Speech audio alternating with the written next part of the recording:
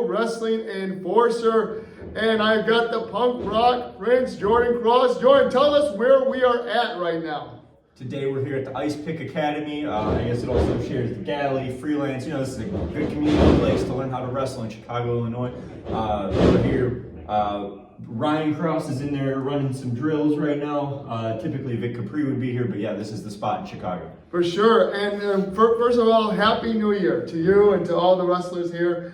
What are you grateful for the most heading into this new year?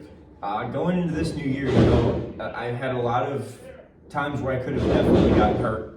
No major injuries. Would love to keep that going. I'm just grateful to be here. Yes. We're here to talk about this upcoming show. It's called Wrestle Punks, right? And it has like a war theme to it. Is it War of the Wrestle Punks? This one is War of the Wrestle Punks, yeah. When you came up with this concept, this is your concept for the Wrestle Punks? It's shared amongst me and a couple of the people behind SSW and Sports and Signings. Punks is like being a punk is a lifestyle. It's not what you wear, it's not what you listen to, it's not what you do. It's doing what you want, how you want. So the vision here was just kind of pro wrestling as we want it to be. The first show, you know, is jumping off of balconies and throwing toilet paper at people and throwing people onto a bar, throwing people off of a bar, doing shots during the match. You know, it is what it is. Right. So it's now led to this show coming up January 4th being Team Kross versus Team Capri. The last show, my cousin Salem Crane came to my aid and then immediately turned on me. It's Team Capri of Vic Capri, Ryan Kross, Salem Crane, and Cypher versus me and three partners of my choosing. So this really will be a war. Yeah, and Cypher will have the mask this time, right? Or is that to be determined? To be determined, but I mean, I'm going to try to take it from him. I want the mask now. I'll wear the mask. For sure. And you've also have this other promotion you're working with, which is the Super Wrestlers. And, you know, I've seen some of your work with that, you know, and talk about like, just kind of like the creativity behind that. You know, Super Wrestlers, when it was a concept back in 2020, it was like, this is going to be pro wrestling like you've never seen it.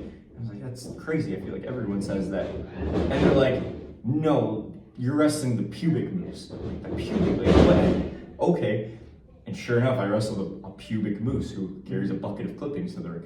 And it's crazy because, like, there's aliens and space people and pubic mooses and Canadads and USA holes and vampires and Stephen Flo just took the internet by storm. Yes. And there's so much going on there. And Jordan Kross. For sure. some reason, I'm the only person that is a normal member of a functioning society. They billed me as the only person with a social security number. It's crazy, and now I am the master wrestler, which is their version of a championship. I believe the prize that I won is a piece of the asteroid that shook up the timeline of Earth to create all of this world of wrestling. But you know, last show, there's debuts and returns and a robot referee that electrocutes people. There is so much happening. A resurrection. Right. We had a crucifixion. There was a murder a couple shows ago. They did stab Ryor in the chest and he died. And then I bled into the prize and then all of a sudden he was resurrected. So like, you don't know. It's very biblical at this point. Yes. I am excited to see, you know, what's going on for you long term. I mean, you've done stuff with AAW, every major promotion. You've done work with AEW, some extra work as well, and people have recognized you from that. So how do you feel about 2025 and just keeping your head level? I really feel like everyone asks about when I started wrestling because I did start end of 2018. So it feels like I've been doing this for a decent amount of time. And I feel like I'm just starting to hit my stride. I describe it to me and every person at the Ice Pick Academy.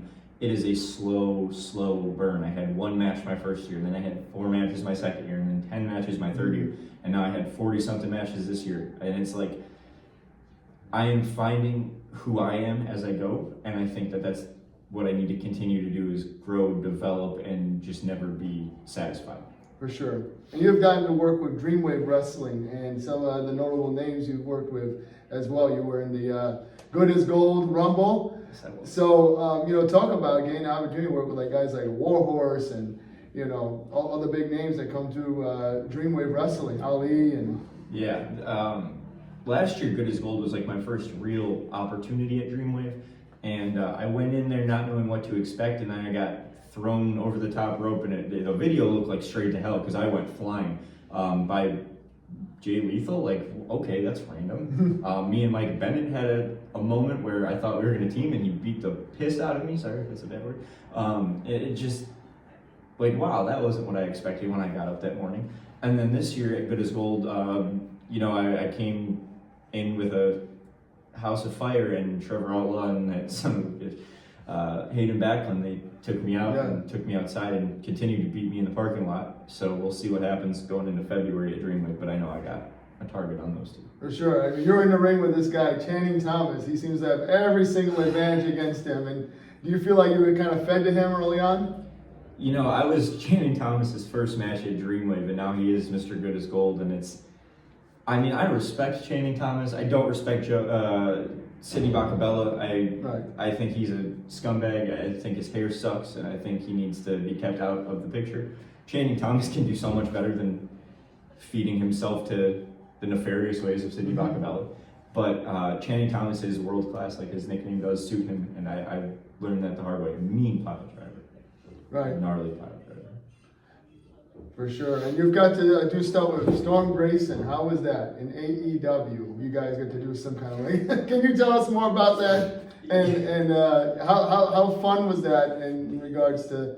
Was it more of a fun thing, or is it still something you could learn from? So, a fun fact about Storm Grayson.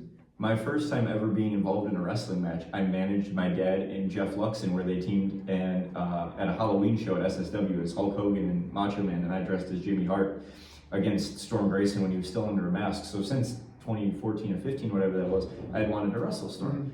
Going up to summer of 23 at Warrior Wrestling, I finally got to wrestle Storm Grayson. I'm like, wow, this is really cool. Yes. We had a great time, and Storm's grown to be someone that I really look up to in wrestling. And then we were at AEW, and they said, hey, you two with the longer hair, come here.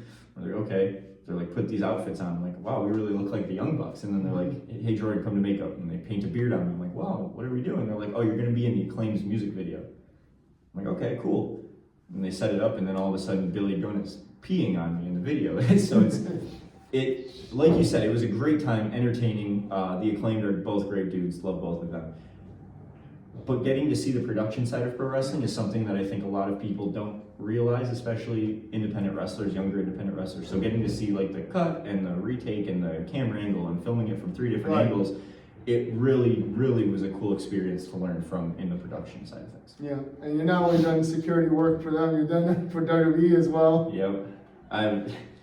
I've gotten beat up as a security guard almost anywhere you can. TNA, WWE, AEW, New Japan, literally everywhere you could get beat up as a security guard, I have gotten beat up as. So it's something a lot of people be like, oh man, that security guard sucks, but I try my best. But it is a great experience to get to work with some of the people I have.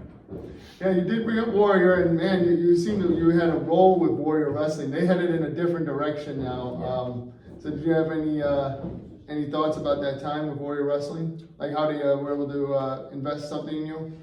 Warrior Wrestling was the first big company I went to help out at when I was coming up in wrestling. And my position really came when they said, hey, our guy that was going to pick up TJ Perkins is sick. Can anyone run to O'Hare? And I had never driven to pick someone up at an airport before, and I said, yes, I'll do it. And then it led to me doing that every show and every show and every show. And then they realized, like, wow, this kid works hard and we can trust him and we can have faith in him. And then one day I got a call and they're like, hey, we have this idea. And the idea came to fruition. And I think it's 7-0 at Warrior Wrestling against people like EC3 and Beastman and Sam Beal and Carlos Romo, like you name them. And I got to beat them at Warrior Wrestling. And it was just, Warrior was a place that as a fan I went to. And now to be able to say I have, I think, arguably the longest winning streak in Warrior history is just absolutely unreal. Yeah, hopefully they'll have a return one day. I hope so, because the luckiest man in wrestling is dying for some more luck and kind of ran out. For sure.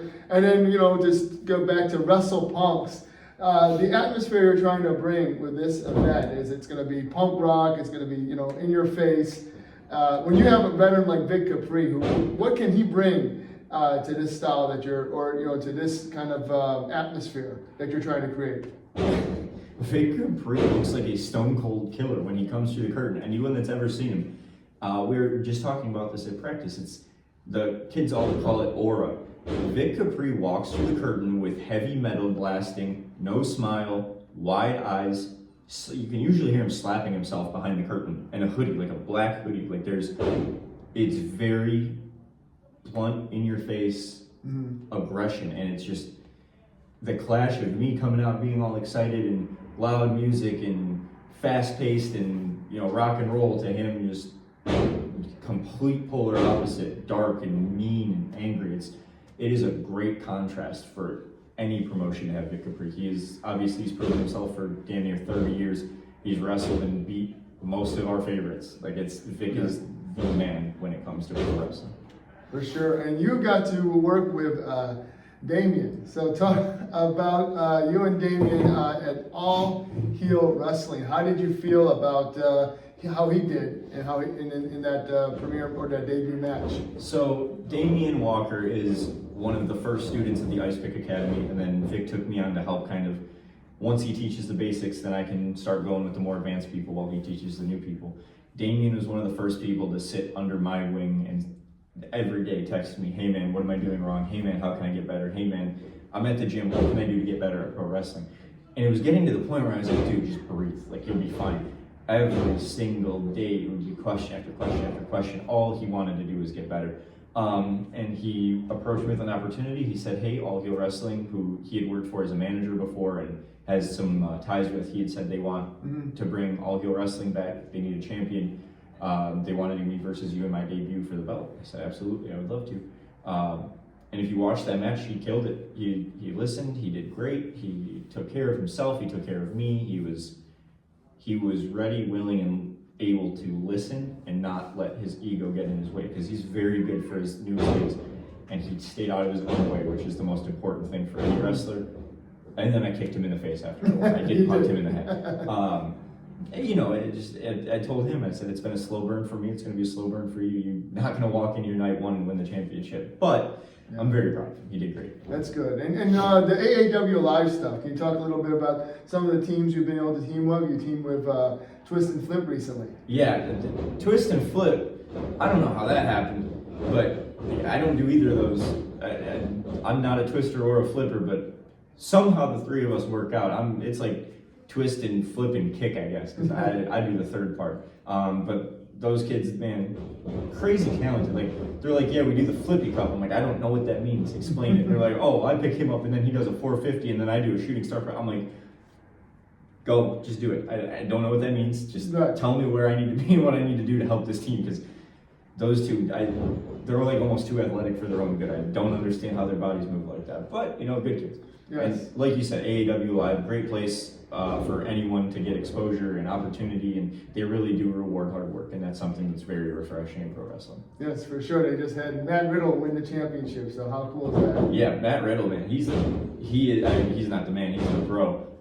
Years ago, I did an Evolve seminar and tryout, and I got to be in the ring with him for a little bit, and the amount I learned from him, 20 minutes in the ring, is that man's brain works like no other. Yes, I mean, he's probably one of the hottest sought after independent wrestlers right now in the market. Yeah, and I mean, people, like, I don't think he gets as much credit as he deserves. Like, within the last couple of years, he was a tag team champ with Randy Orton, who I think is arguably one of the greatest wrestlers of all time. And now he's just doing seminars in independence, like, where young wrestlers can go learn from him. Like, go do it. For sure. Yeah, he is the brand. And I wanted to have you plug the Ice Pick Academy here before we end. And if people think they can become a professional wrestler and step through this door, what do you have to tell them? I know a lot of people, if you ask and you say, man, I want to be a wrestler, what do I do? A lot of people will say don't. I don't say don't, but go in with an open mind. A lot of people think they're going to come in here and have a 5-star super match the first day. The first day, you're going to be sore, you're going to question everything. Right. I've quit wrestling more times than I can count. I just never quit for long. Multiple times throughout my career, I said I'm done, and then I would take 2 weeks off and I go, all right, maybe I'm not done. So just come in here with an open mind, an open head, and just be ready to put in work, because that's what it's going to take here at the Ice Pick Academy, or any wrestling school, anywhere you want to go to wrestling school. I encourage everyone to try it, but just have an open mind. Definitely. And Eddie and Jack, how fantastic have they been? And you got to mix it up with Eddie at CSW in the Battle Royal. Man. So, I mean, how you guys want to wrestle each other again, or could you see yourself tagging with them, or how would that work? You know, one of my dream matches, I want me, Damien, Eddie Grayson, and the Tornado Kids Wolfacard to team as the Fate Club, I think, managed by Mr. John Fate, who used to wrestle at SSW. That's one of my dream matches would be those four. That should be my team at Wrestle Punks. Man, that would be good. Okay. Yeah, but no, Eddie and Jack, they're both good kids, and they're both also wicked talented. They just need to stay out of their own way. Yeah. That's the biggest threat to any young wrestler is themselves, and that's something that a lot of people have found out the hard way. And I try to teach all the kids at the Ice Pick Academy: just stay in your own lane, keep your ears open, your mouth shut, and just keep learning. Yeah, it seems like you did have Eddie at Eddie was part of the last Wrestle Punk show, I believe. Yep. Yeah, so hopefully he'll make another appearance soon. Yeah, we'll see. We'll see. Eddie's like my little brother. It's like sometimes I want to hit him and I just can't because Mom will get mad. But he's doing good. I'm very proud of him. For sure. And I want to thank you again, Ryan Kross, for being on a PWE Report, man. It's great talking to you, man. It's like not even an interview, like just a casual conversation. And the one thing is I have to bring up is this Joey Pearson and a little bit of you know, a little rivalry going between the two. Same theme music being played. I have to bring that up. Man, Joey Pearson, I don't understand what Damn It by Blink-182 has to do with a juice box. But whatever makes him happy, I guess. Just make everyone happy, pro wrestling, right? Yeah. All right, just watch your back, Joey. No, I'm just kidding. Okay. But no, I appreciate you again, Jordan. If you want to plug anything, social media or anything else, go ahead. Tell everybody how they can check out Wrestle Punks and what they're in store for this Saturday night. This Saturday, January 4th, Wrestle Punks is going to be at Route 20 in Racine, Wisconsin. You can check out Wrestle Punks on social media at Wrestle Punks with a Z. You can check me out at the Jordan Kross. Everything for Wrestle Punks will be there. Also, if you follow at Sports and Signings or SSW Entertainment, we have our big SSW Horsepower in March. The special guest will be announced next week. Okay. That'll be in Kenosha, Wisconsin. Last year we had about 1,000 people with Enzo Amore versus me. You know, it's big fundraiser. That show will be crazy. Sean, I hope to see you there. Yeah. That show's going to be nuts. So those are some things to look out for. Yeah, you have a lot of big names at those shows. It's like solely stacked. So many names from TV and beyond. Yeah, this next one I think is going to blow the doors off the last two. First year we had EC3 in a blizzard where they canceled the school. We had to go to the superintendent's office and beg them not to cancel the show. Oh, wow. We had about 800 people. Last year we had Sky Blue, Enzo Amore, and Kevin Thorne, and we had about 1,000 people. And this year we got a couple of big names signed, and I think we're gonna keep beating those numbers. For sure. Well, I appreciate you, Jordan. Ice Pick Academy, we are out here for PWE Report. Show up Saturday for Wrestle Punks. If not, where are you going to be? Where else are you going to be, right? I mean, be there live, right? I'm going to be there live. So I'm make sure it's there on. live. Maybe I'll jump off a balcony. Oh, wow. That's another thing, right? That clip went pretty viral. Like, that's crazy. The last one, I was very sick going into it. I told Vic Capri as we're brawling, I'm like, just throw me off the balcony. He's like, I'm not doing that. He did throw me off the balcony, so you don't know what's going to happen. Maybe this time, I don't know how to beat the last two. I jumped off it the first time, and then I got thrown off it the second time. Maybe I'll do a backflip, but I never know. For sure. You know, you got to be there and find out. Yeah, I'll be there live. Take care, guys. Happy New Year. Happy New Year.